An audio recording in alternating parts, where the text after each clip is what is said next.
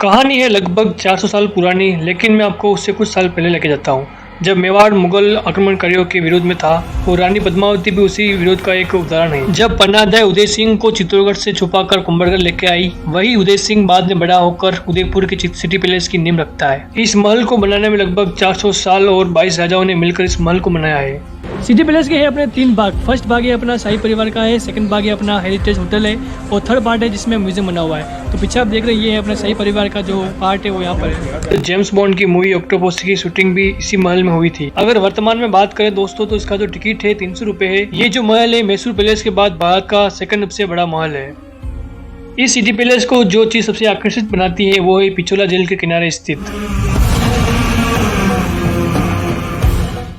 तो अभी मैं खड़ा हूँ मानेक चौक के यहाँ पर, जहाँ पर सिटी पैलेस की पार्किंग भी है, और यहाँ पर कुछ पुराने समय में जो दुकानें होती थी, जो पुराने समय में जो तलवारें, जो कपड़े वगैरह मिलते हैं, तो आप पास में देखेंगे ये बहुत सारी दुकानें बनी हुई है यहाँ पे। इस चौक में बना हुआ है तोरण पोल, जो वास्तव में शाही दुल्हे को अपनी पहली शादी के तलवार से इस तोरण को चुना होता था। तो ये है अपना सिटी पैलेस का मुख्य गेट, जो इसका टिकट है 300 रुपये। चलते इसके अंदर वो पूरा एक्सप्लोर करते हैं अपन सिटी पैलेस का म्यूजियम।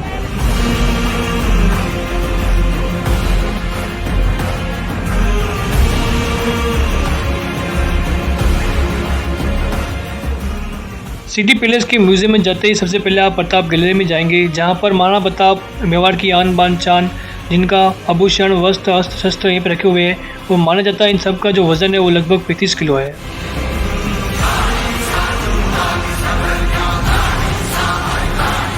प्रताप गैलरी से निकलने के बाद आप चंद्रमहल जाएंगे, जहाँ का मुख्य जो आकर्षक है वो है संगमरमर का बना हुआ एक बेसिन है, जिसे लखू कुंड भी कहा जाता है। लोक कथाओं के अनुसार राज्याभिषेक समारोह के बाद बेसिन को 1 लाख चांदी के सिक्कों से भर दिया जाता था, और इसका 1/4 नीचे के दर्शकों को बरसाया जाता था।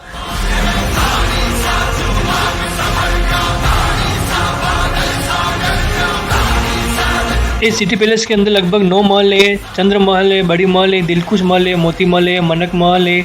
इसे छोटे मोटे टोटल मिलाकर 9 महल है इसके अंदर।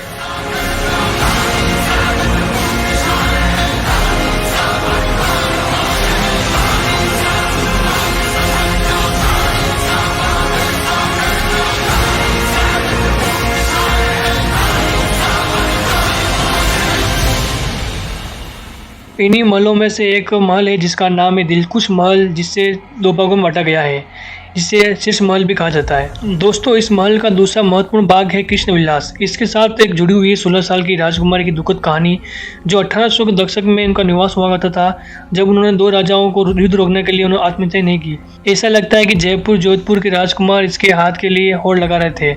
हालांकि दुखद कृष्ण विलास काफ़ी संरचना है।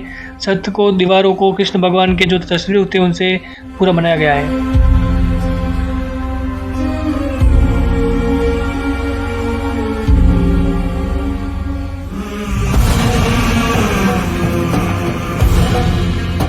जनना महल से ठीक पहले मोर चौक बना हुआ है, जहाँ पर कांच से बने हुए मोर की जो आकृतियाँ बनी हुई है शानदार। देखेंगे आप तो बोलोगे कि क्या पहले कारीगरी हुआ करती थी।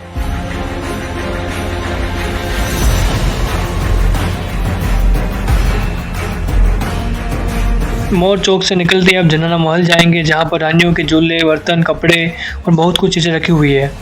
ये मेवाड़ जहाँ सांगा ने 80 घाव स्वयं झेले, ये मेवाड़ जहाँ पर झाला मान मृत्यु के संग खेले, ये मेवाड़ जहाँ पद्मिनी जौहर की परिपाटी है, ये मेवाड़ जहाँ रक्त से रक्तिम हल्दी घाटी है, ये मेवाड़ जहाँ कभी केसरिया झंडा झुका नहीं, ये मेवाड़ जहाँ कृष्ण विष को अमृत कर जाता है, ये मेवाड़ जिसे स्वप्न में देख शाह थर्राता है। अरे सूर्यवंशियों का सूरज है, जिसकी होगी शाम नहीं। त्याग दिए महलों के वैभव, लेकिन बना गुलाम नहीं। सिंहासन को खड़ा रखेगी काव्यताप की धरती, सिंहासन को खड़ा रखेगी काव्यताप की धरती। तो मर्यादा के लिए महल को छोड़ दिया था, लेकिन अकबर के आगे झुकी।